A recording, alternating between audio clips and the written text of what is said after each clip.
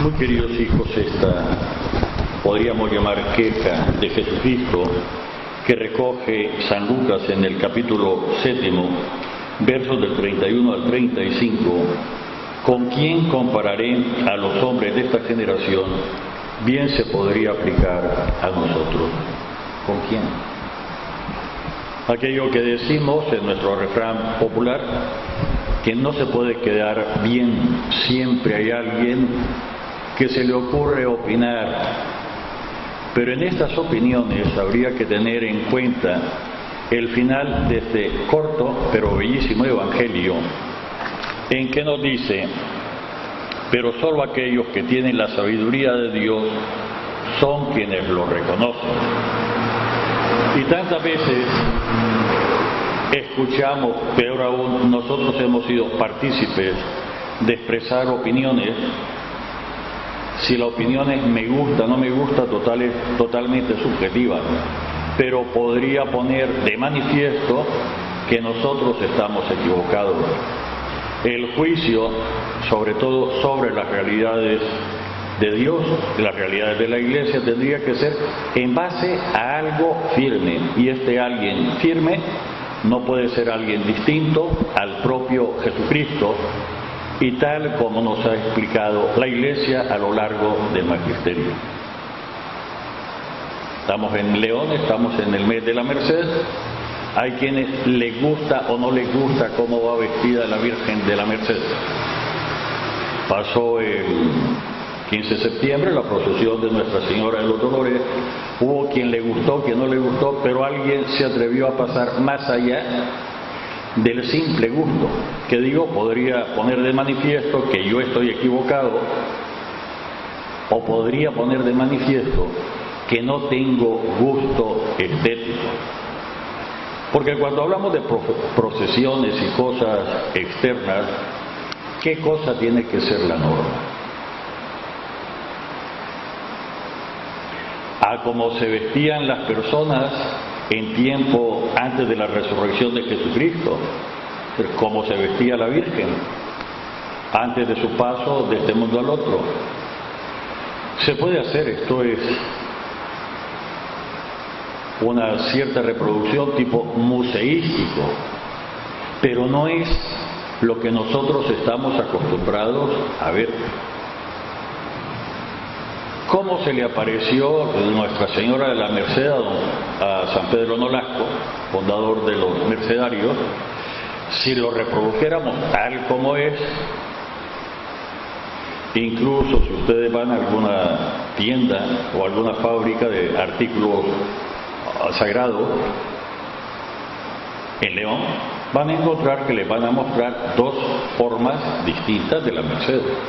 Una como está vestida desde hace algún tiempo en el santuario diocesano de Nuestra Señora de la Merced, y otra que más bien está con el niño en el brazo, pero totalmente distinta, sin la capa pluvial con que se le viste y como está en el santuario.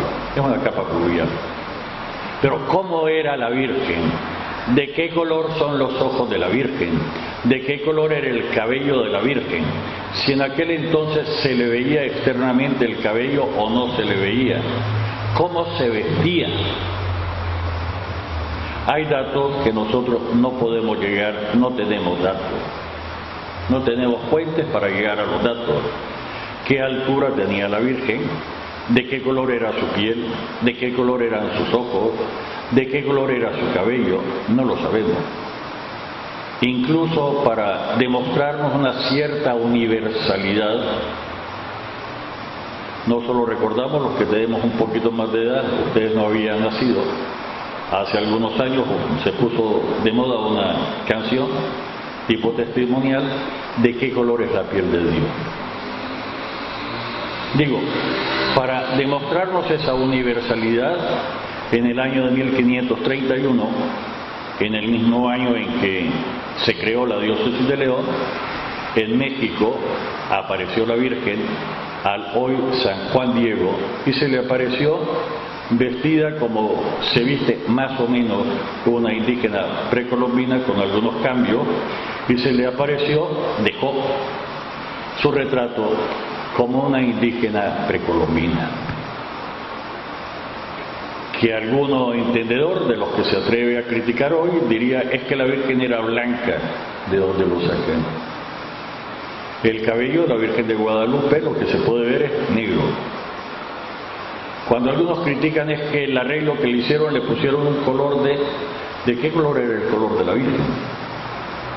Más aún, nos olvidamos tantas veces que cuando se arregla una imagen, cuando se saca en procesión, es una forma de hablar, de comunicarse, de ayudarnos a nosotros a entender lo que se está transmitiendo con lenguaje plástico, lo mismo que cuando se hacen las pinturas, cuando se hablamos de imágenes en 3 dimensiones, para ayudarnos a entender y que nuestra respuesta al Señor como la de la Virgen sea un sí. Y aquí la queja del Señor es amarga. ¿Con qué lo compararé? Tocamos canciones alegres, no bailaron, tocamos canciones tristes, no lloraron. ¿Qué es lo que quieren? Y pone el Señor de fondo 2 grandes formas de poder vivir perfectamente, no solo en santidad, sino de vivir el cristianismo. Damos un paso más. Y pone como comparación precisamente a Juan el Bautista, precristiano desde luego, es el precursor, y Juan el Bautista vive con una gran austeridad y una gran penitencia. Juan el Bautista no se casó, Juan el Bautista no vivía en una casa, Juan el Bautista se vestía muy pobremente y con ropa muy áspera.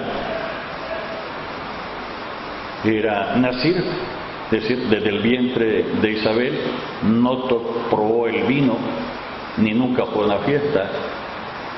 Vivía de una forma especial. Y la gente decía que está endemoniado. Viene Jesús, que tampoco es cristiano, porque el cristiano es seguidor de Jesús. Jesucristo es el ejemplo. Y Jesucristo sí vive en una casa. Y sí, porque María Santísima, entre otras, se encarga de que la ropa sea decente de Jesús, no que haga daño, Va a fiestas, toma vino, y dicen que es un comelón y que es un borracho. Y además, amigo de personas corruptas. Y no podemos decir, y ojalá que nadie se le ocurra, que la forma de actuar de Jesús va en contra del cristianismo. Si pone de manifiesto la revelación total de Dios y al mismo tiempo es, con sus gestos, con sus actos, es la norma a seguir. Y además en Jesús no cabe ni siquiera la posibilidad de un pecado venial. Es Dios, hecho hombre. Pero tampoco tenemos detalles, para los que exageran, de qué color era el cabello de Jesús, de qué color eran los ojos de Jesús, cuánto medía de altura Jesús, cuánto pesaba. No tenemos ni un solo detalle. E incluso en nuestra propia nación, algunas veces ponemos a Jesús blanco, nadie se escandaliza, otra vez lo ponemos y bien quemadito. Padre, ¿qué dice? El Cristo negro de pípula. Catedral lo tenemos y bien negrito. Y nadie se escandaliza. ¿De qué color es la piel de Dios? La universalidad nos hace que podamos representarlo según nuestra propia cultura. Sería el colmo que fuéramos a China y lo pusiéramos como un europeo o un indoeuropeo del cercano oriente, porque incluso podríamos ser criptocolonialistas de ponerle nuestra cultura a quienes tienen otra expresión, otra forma de ser. No podemos presentarle a los orientales del lejano oriente a un occidental y decirles que tienen que hacerse occidental para ser cristianos, ni mucho menos. Aquí alguien hizo un escándalo cuando se me ocurrió ponerle una peluca rubia al nazareno. Habló con el obispo y al obispo le dije, lágrimas de cocodrilo. Y después de tanto que le lloró, ¿dónde está su asistencia a misa y otra serie de cosas? Porque había nombre propio. Pero ya que tocamos el punto, en los 73 libros de la Sagrada Escritura, solo una persona aparece más o menos descrita, David. Y de David se nos dice que era rubio, ojos azules. Y si Jesús es descendiente de David, incluso en estas reproducciones de museo, tendríamos pie para pensar si Jesús, siendo descendiente de David, tuvo o no tuvo los ojos claros y el cabello fue rubio. ¿O no?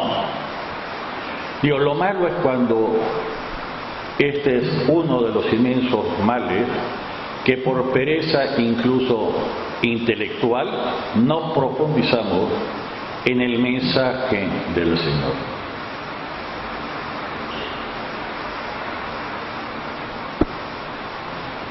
Sí, lo voy a decir con todas las palabras. En la lectura de ayer Pablo le decía a Timoteo,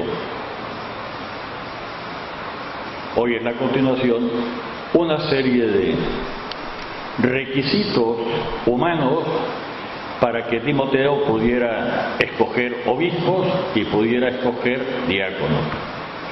Pero San Pablo es muy cuidadoso de cuando en sus escritos dice, esto lo recibí de parte del Señor. Y en otras partes dice, esto es opinión mía, es mi gusto. Ciertamente fundado en el Señor, pero esto es mi gusto. La diferencia entre lo transmitido por el Señor no se puede cambiar en fidelidad. Pero de los gustos, Padre, ¿qué está diciendo? Si no me equivoco, es el capítulo 5 de la primera carta de Pablo a los Corintios, donde Pablo dice que él quisiera que todos fueran como él. Pablo no se casó, guardó celibato. Sin embargo, nos dice que si no reciben ese don, que es preferible casarse que quemarse. Padre, eso significa que no tenemos de parte del Señor un mandato expreso de cómo hay que vivir el cristianismo, si en soltería bien llevado el celibato, o si en el matrimonio. Padre, el que se casa hace mal. Si está llamado al matrimonio, lo ha pensado bien, hace una cosa magnífica. Está en el plan de la creación original de Dios. Capítulo 2 del libro del Génesis, con todas las palabras. Si alguien, porque el Señor le dijo que lo siguiera en soltería, no necesariamente porque se haga fraile, religioso o sacerdote, hace mal, si el Señor se lo pidió. No todo mundo tiene la vocación, el llamado al matrimonio. Como no todo el mundo tiene el llamado a recibir el don para mantener el celibato, para seguir al Señor en soltería. ¿Cuál es mejor? Según lo que te llamó el Señor. Según lo que te llamó. Pues bien, en la lectura de ayer, Pablo ponía algunas condiciones meramente humanas, fundadas ciertamente en la revelación, pero son de lo que llamamos meramente disciplinarias. Entre ellas decía que el obispo fuera casado una sola vez, con lo cual se suponía que en ese momento, a quien lo lea, la Iglesia todavía no había puesto la norma que tenemos en el rito romano del celibato sacerdotal. Lo mismo se habla referente a los diáconos casados una sola vez. Hay otras normas que dice Pablo que son de sentido común. Que sepa gobernar su casa, porque ni siquiera puede mantener en orden su casa, ¿cómo va a gobernar la iglesia, la parte de iglesia que les es encomendada? de saber, que nadie se escandalice, la Iglesia Católica tiene el rito romano mayoritario, es el que tenemos en Nicaragua, también ha comenzado otro, católico, pero no el rito romano. También tenemos ritos orientales en los que no está el celibato para el sacerdote. Padre, ¿qué está diciendo? Pues sí. Para hablar de gente conocida, para que no crean que invente, de los hijos de don William Crenshaw, el segundo, si no me equivoco, no es William, es Roberto, que estudió Derecho, está viviendo en los Estados Unidos, se hizo sacerdote católico, pero no romano. Y en esa liturgia, en ese ordenamiento, podría casarse, aunque él escogió no casarse. Roberto Crenshaw, hermano de la Martita Crenshaw, que hizo, dicen, muchas cosas malas en León en los 80. Padre, ¿por qué? Porque sí. Ahí hacían el otro día, muy reciente escándalo los periodistas, porque alguien que nombró el Papa dice que puede plantearse el celibato sacerdotal, es meramente disciplinario. ¿Y por qué lo ponen? Porque alguna disciplina hay que tener. Y no es muy antiguo en la Iglesia, si se tiene en perspectiva que la Iglesia tiene más de 2000 años, el celibato no llega a cumplir 1000 años todavía. Luego los primeros 1000 años, y en ritos católicos obedientes al Papa, no romanos, se permite perfectamente el matrimonio. Desde hace algunos años hemos probado, después de algún tiempo de pedirle también a los diáconos, de haber eliminado los diáconos permanentes, cuando rehabilitamos el diaconado permanente, hemos ordenado a diáconos casados. Sin embargo, la constatación es que los problemas que dicen que si los curas se casaran no habría tantos problemas, hemos visto que tampoco se resuelve por eso. No quiero hablar mucho incluso de las cosas que hemos tenido en León. Feísimo, cuando un diácono tiene que divorciarse. Por la Iglesia no se puede. Lo hemos tenido, y cuando hay problemas matrimoniales. Padre, pero ¿y por qué hay mal en el mundo? Porque somos personas. ¿Y cuál es lo perfecto?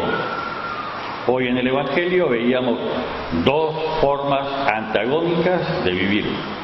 La austeridad total de San Juan el Bautista es una forma. Y la forma de vivir de Jesucristo es otra forma.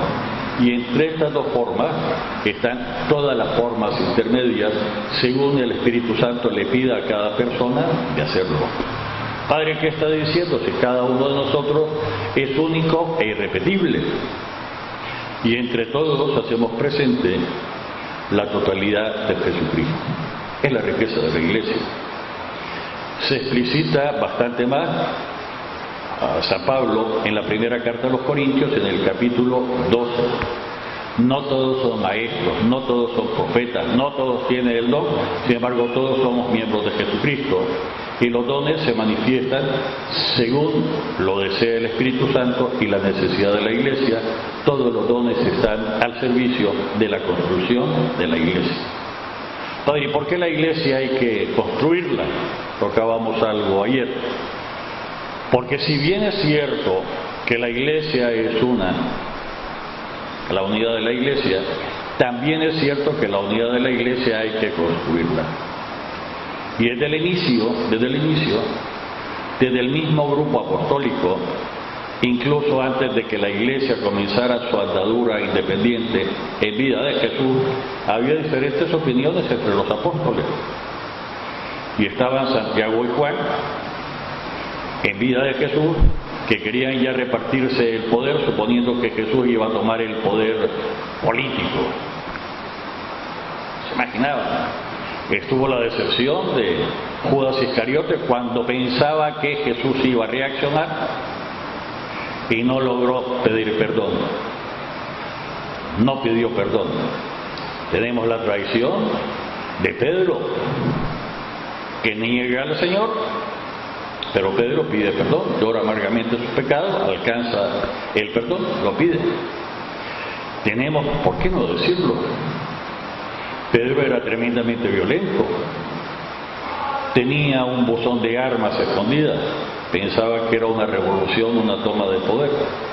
De hecho, en el huerto, cuando llegaron a capturar a Jesús, fue el único, según el testimonio de los evangelios, que sacó la espada y le tiró a alguien, no para afeitarlo, si el otro no se aparta, sin embargo se le llevó la oreja.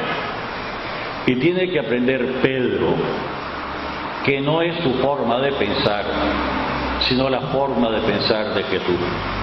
Padre, pero ya se lo había advertido. Claro que se lo había advertido Jesús.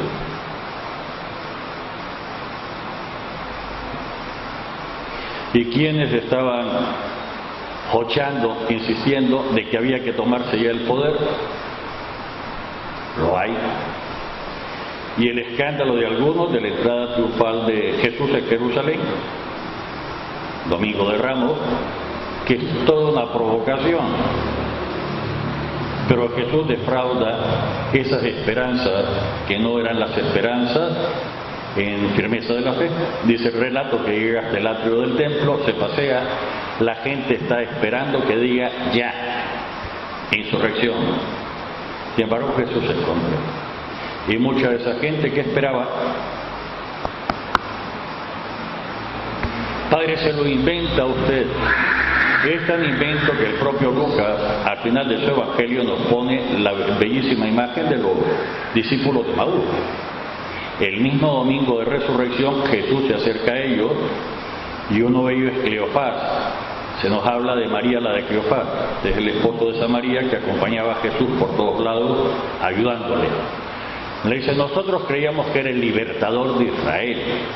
Y ya ves, 3 días han pasado y no ha ocurrido nada, aquí no cambia nada. Y es el propio Jesús resucitado quien tiene que explicarles. Y en todo el caminar de 11 kilómetros hasta Emaús, no le entienden. El Señor tiene que celebrarles para ellos la misa, a partir del pan. Entonces lo reconocen, entonces se dan cuenta. Y al reflexionar, se dice, no ardía nuestro corazón mientras nos hablaba por el camino. Pero 11 kilómetros son más de 3 horas de viaje a pie. Entre 3 y 4 horas. Padre, y entonces, ¿por qué nosotros queremos ser distintos? ¿Y por qué cada vez pensamos que los demás tienen que hacer mi gusto? Si al único que tendríamos que agradar es a Jesucristo. Padre, es que, reitero, si vamos a hacer una crítica o una opinión, que nuestra opinión, voy a regresar al siglo XVIII, sea ilustrada, sea en base a la doctrina.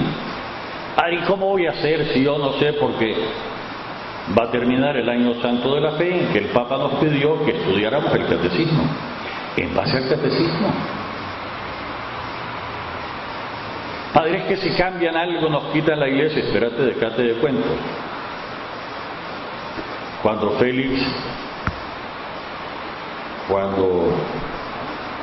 se me fue tu nombre, mi niña, y un servidor hicimos la primera comunión, el ayuno era desde las 12 de la noche, independientemente a qué hora fuera la misa. Se podía tomar agua, pero ya no aconsejaba, no sea que en el agua haya otra cosa, que me tocó, de la primera comunión del 12 de diciembre de 1954. Ni tal vez los dientes, no sea que al lavártelos traigas un poquito de agua con pasta de dientes y quebrase el ayuno. La iglesia nos puso ahora 1 hora antes de la comunión, porque es meramente disciplinar. De licor nos pone 3 horas y no es el que se pasó, sino para que... Padre, pero es que Jesús en el Evangelio que hemos escuchado se queja de que porque él va a fiestas, porque va a banquetes, porque toma vino, le dan la fama de que es borracho. Y le dan la fama de que solo vive en fiestas. Dicho en lenguaje nuestro, que solo vive y además que solo se junta con malas personas.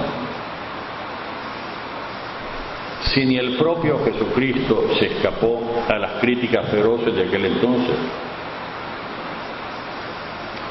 ni se sigue escapando a las de ahora. Padre, ¿y entonces por qué? Al final Jesús encontró una excusa. Perdónalos, no saben lo que hacen. Pero tengamos presente que el mismo Viernes Santo la gente es cierto que asustada. Hoy diríamos por los grupos de propaganda y agitación.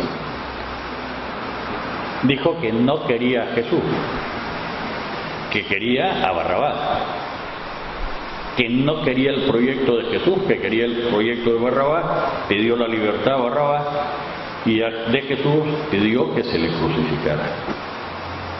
Padre, pero es que, ahora que hablamos de cuestión de justicia, está todos los periódicos, ¿no?, que Colombia dice que no acepta el fallo, pues la gente de aquel entonces no aceptó el fallo de Pilato. Yo en esta persona no encuentro ninguna culpa. Y lo presionaron. Y Pilato todavía dice, no me hago responsable, y nosotros nos hacemos responsables. Padre, ¿y entonces qué hacer? En primer lugar, tener la mente muy serenita, no ser cabecita caliente, leer doctrina segura, que no esté contaminada. ¿Y cómo hago para saberlo? ¿A la firma del obispo? ¿O son documentos que vienen directamente del Papa? No lo que nos dicen los medios que ha dicho el Papa, eso es otra cosa. Yo he dejado de reproducir incluso de medios oficiosos de la Santa Sede porque no transmiten fielmente lo que ha dicho el Papa Francisco. Punto. Veo el titular y después veo lo que ha dicho el Papa. ¿Y a dónde sacaron esto? ¿De dónde lo sacaron? Mucho menos de tapas previas. La doctrina segura. Y dejarse de novelería.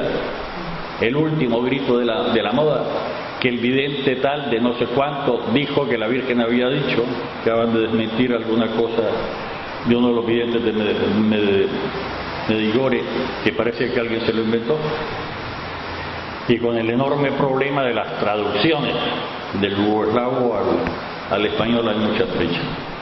Sobre todo si hay que pasarlo, el yugoslavo a no sé qué otro idioma, el otro idioma inglés, del inglés, y se siente, cuando uno ve el español, muy mal español, que más bien tiene acento de otro idioma.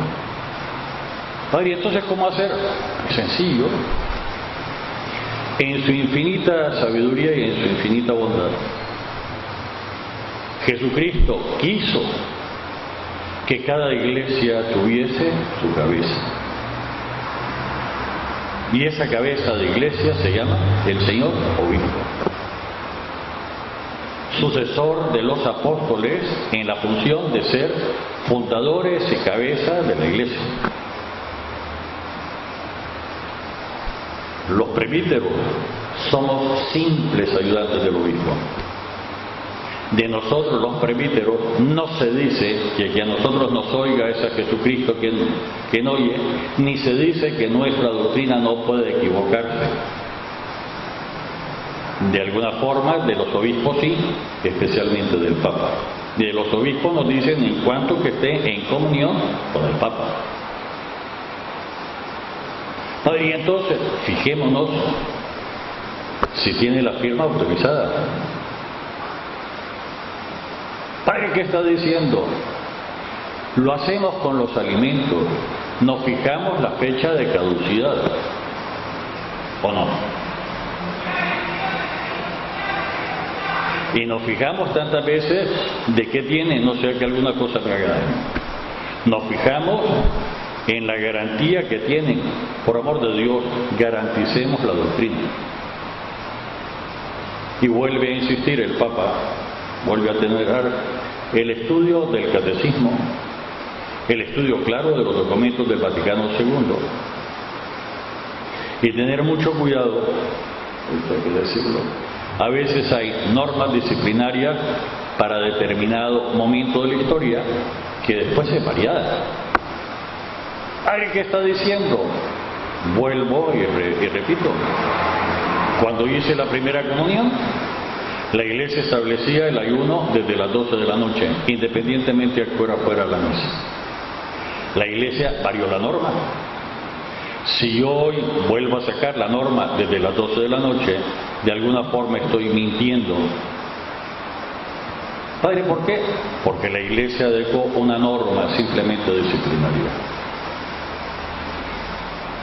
Y con esto termino. San Pablo es muy cuidadoso en decir esto viene de Jesús. Esto es mi gusto, mi opinión. Y dice, pero no es de Jesús. ¿Por qué nosotros no somos también tan cuidadosos de ver lo que son las verdades que nos han sido transmitidas? Verdad nosotros lo conservamos en griego, el dogma, la doxa, dogma. Son las verdades, no son las camisas de fuerza que nos esclavizan, sino la verdad que ilumina para ver si no me he salido, si no me he contaminado. Y todo esto poniéndolo en la mano del Señor, en nuestra oración, pero también en nuestro estudio intelectual, en el nombre del Padre, del Hijo y del Espíritu Santo. Amén.